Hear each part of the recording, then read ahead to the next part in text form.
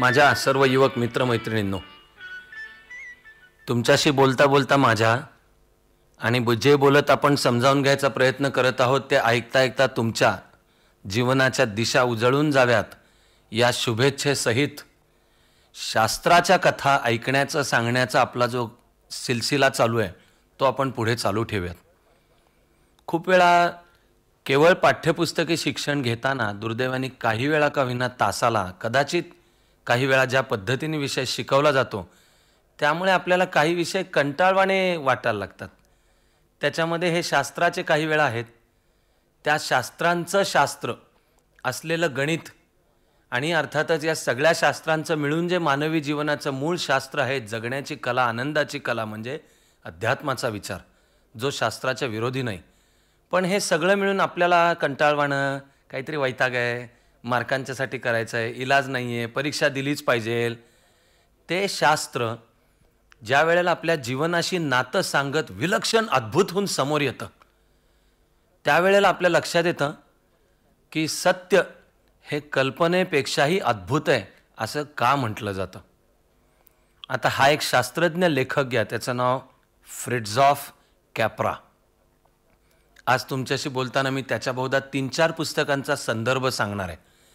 हा मूळ फिजिक्सचा शास्त्रज्ञ आणि फिजिक्सची एक वैज्ञानिक म्हणून अभ्यास करताना जी निष्ठा असेल ती निष्ठा म्हणजे हे कळणारी वस्तू म्हणजे मॅटर, की माणसाला होणारं ज्ञान कुठून येतं हे मला हे दिसतं, कळतं. त्या वस्तुमानचा अभ्यास करत करत करत गेल्या 150-200 वर्षांमध्ये विशेषतः विज्ञान फिजिक्स हा विषय आता अर्थातच बायोलॉजी, केमिस्ट्री हे सगळे इतक्या अद्भुत प्रांतामध्ये पोचतात हे ह्या शास्त्रज्ञ फ्रिट्झॉफ कॅप्राला जाणवलं की आधी दिसल्या हे जग घडवणाऱ्या विविध वस्तू, वैविध्य. मग लक्षात आलं की आपल्याला हे जे वैविध्य वाटतं आहे हे कितीही वाटत असलं तरी ते आपल्या दृष्टीचं वैविध्य आहे. त्याला विज्ञानाने दिलं नाव the world of names and forms. नाव आणि आकारांचं, नामरूपांचं जग. हा तर भारतीय अध्यात्मातला विचार, हा तुकोबारायांचा शब्द, हा ज्ञानेश्वराचा शब्द. नामरूपांचं जग, आपण ज्यात जगतो ते काय, नामरूपांचं जग आहे की त्याला दिलेलं नाव आहे ते त्याचं रूप आहे. सत्य दर्शन घ्यायचा प्रयत्न करताना वैज्ञानिकांना आणखी लक्षात आलं की मग हे जे नामरूपांचं वैविध्य असलेलं जग आहे हेही मुळात आधी ते म्हणले 92 एलिमेंट्स, मूलभूत द्रव्य. आता ते कदाचित 105-107. मग डाल्टन म्हणाला की ती मूलद्रव्य सुद्धा वेगवेगळी वाटत असली तरी ती सगळी ज्या कणांपासून मूळ बनलेली आहेत ते सगळे आहेत अणू, बिल्डिंग ब्लॉक, जगाची मूळ वीट. बाकी काही वैविध्य दिसू द्यात. आधी शास्त्रज्ञांना वाटलं की आता जगाच्या अस्तित्वाचा मूल आपल्याला सापडलं, मूल कणा, असं वाटेवाटेपर्यंत.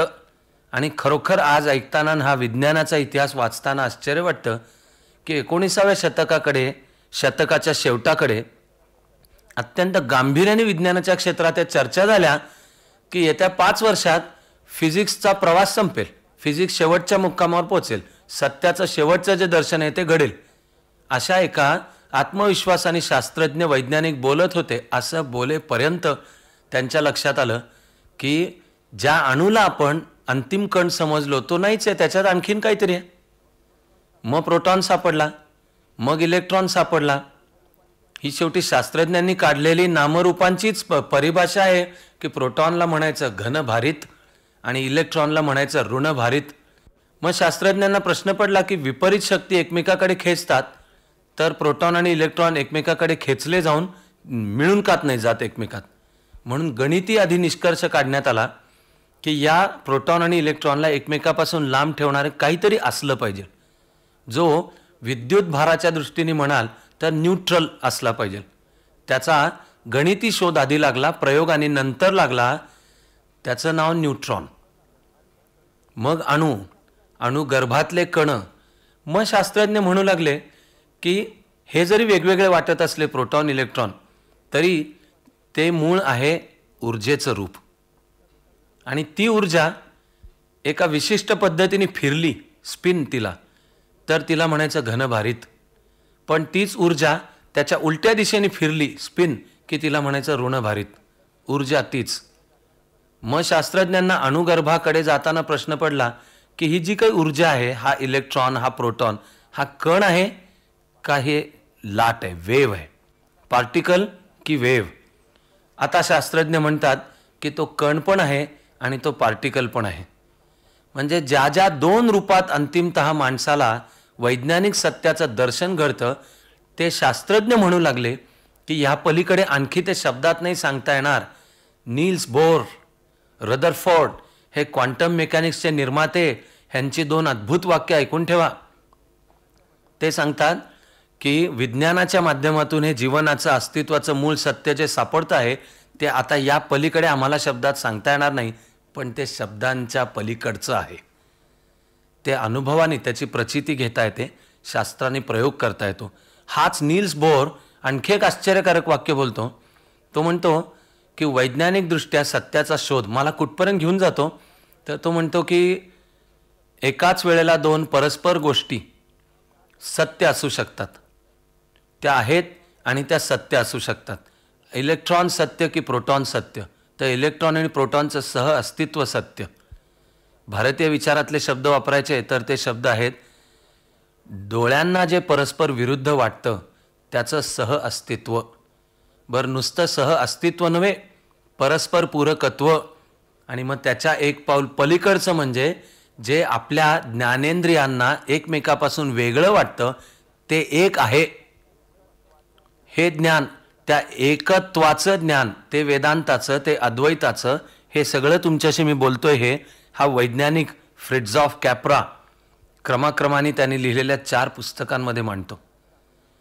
फ्रिट्झॉफ कॅप्राला अचानक जाणवलं की विज्ञानाचा प्रवास करताना आपण ज्या परिभाषेमध्ये जातो आहोत ती तर परिभाषा ही पौर्वात्य, आजपर्यंत जो गूढ विचार समजला गेला तो चिनी असो भारतीय असो, खरं म्हणजे चिनी म्हणजे सुद्धा मूळ भारतीय म्हणजे बौद्ध विचार आहे.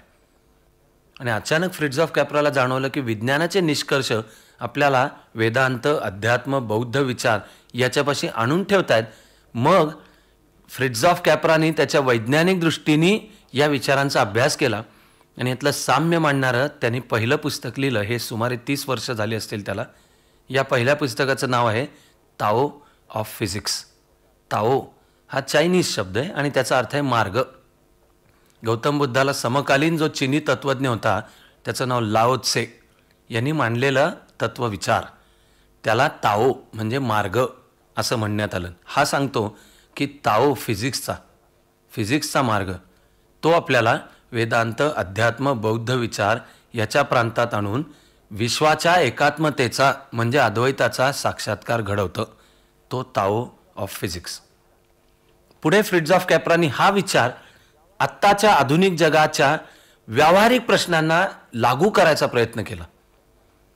राजकीय प्रश्न आहेत, सामाजिक प्रश्न आहेत, ढासळती कुटुंब व्यवस्था आहे, वाढती व्यसनाधीनता आहे, पर्यावरणाचा नाश आहे, ओझॉन होल आहे, विश्वात होत चाललेला ग्रीन हाऊस इफेक्ट आहे, ही जी वसुंधरा, तुमची माझी पृथ्वी. पुढचा विचार तुम्ही अजूनही थक्क व्हाल असा आश्चर्यकारक आहे. विज्ञानातल्या या सिद्धांताचं नाव आहे गया सिद्धांत. त्या गयेचा भारतातल्या गयेशी संबंध नाही. ही प्राचीन जॅपनीज आणि चायनीज संकल्पना. इंग्लिश स्पेलिंग त्याचं GAIYA, गया सिद्धांत. गया सिद्धांत काय म्हणतो?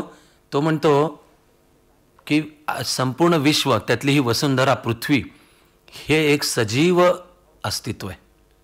तिला भावभावना आहेत आणि त्या वसुंधरेवर आपण जगतो. ही जणू आपली माता आणि तिच्यातल्या सर्व वस्तू विविध, म्हणजे मनुष्याच्या शरीरामध्ये जशा पेशी, कण असतील आणि त्यांचं एकमेकाशी जे वावर होतो त्याद्वारे मनुष्य सदेह वावरतो, तसं हे विश्व आणि त्या विश्वात ही पृथ्वी हा एक सजीव, भावभावना, बुद्धी असलेलं एकसंध अस्तित्व आहे.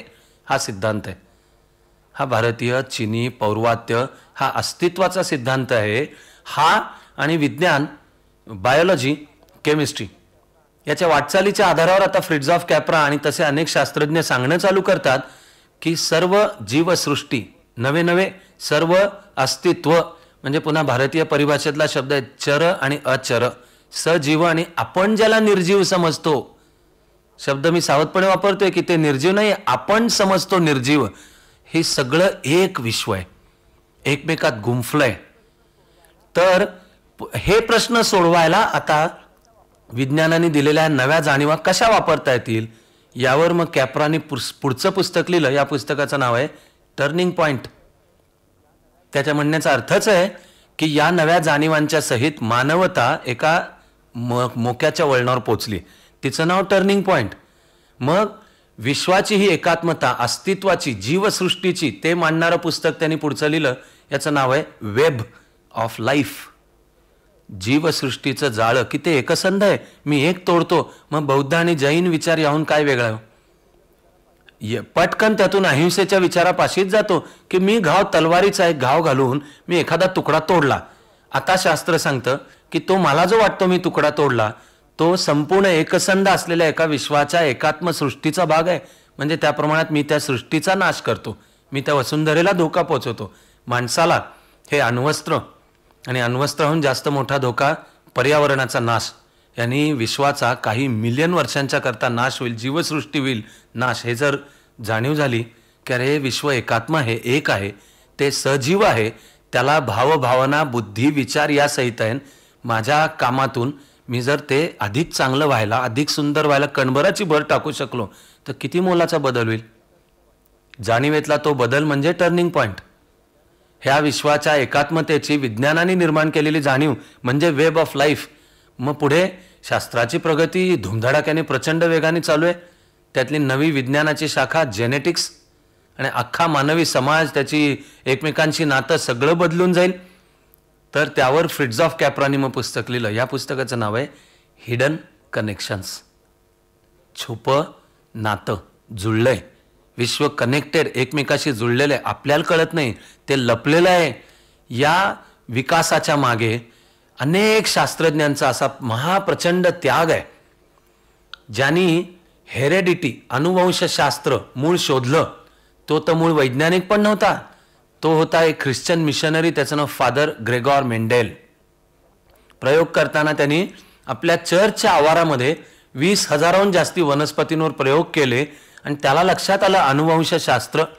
ते त्यांनी त्या काळात प्रसिद्ध असलेल्या शास्त्रज्ञाला कळवलं. त्या शास्त्रज्ञांनी मेंडेलच्या संशोधनाकडे दुर्लक्षच केलं. मेंडेल निराश झाला, पुढे जाड्या झाला आणि त्या दुःखामध्ये आरोग्य कोसळूनच तो गेला. त्याच्या 100 वर्ष नंतर माणसाला साक्षात्कार झाला की अरे त्या ग्रेगॉर मेंडेलने जे केलं होतं ते अनुवंशशास्त्र ही फार मोठी प्रगती आहे. दुसरा एक डॉक्टर जेरार्ड हॉस्पिटलमध्ये काम करायचा. त्यावेळेला गर्भवती मातांचा मृत्यू किंवा त्यांची अपत्य जन्माला जी येतील तीच रोगग्रस्त जन्माला यायची. आणि या शास्त्रज्ञांनी अभ्यास करून मांडलं की हा रोगांचा प्रसार कशामुळे होतोय. तो जंतू, व्हायरस. त्यावेळेपर्यंत आरोग्याच्या क्षेत्रात ही कल्पनाच नव्हती. तो म्हणला जंतू पसरवतात आणि डॉक्टर्स जे ऑपरेशन करतात किंवा प्रसूतीची शस्त्रक्रियाही करतात त्यावेळेला हात निर्जंतुक करत नाहीत. आधीची शस्त्रक्रिया झाली असते तसंच पुढची करतात, त्यातनं रोग पसरतात.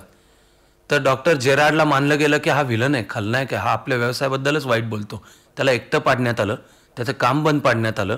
तो निराश झाला आणि निराशेत त्यांनी पुढे आत्महत्या केली. किती जणांचा त्याग, किती जणांचं हे चित्तथरारक जगणं. चाले हे जग कोणाची या सत्ते, हे शास्त्राच्या मार्गाने शोधायचं.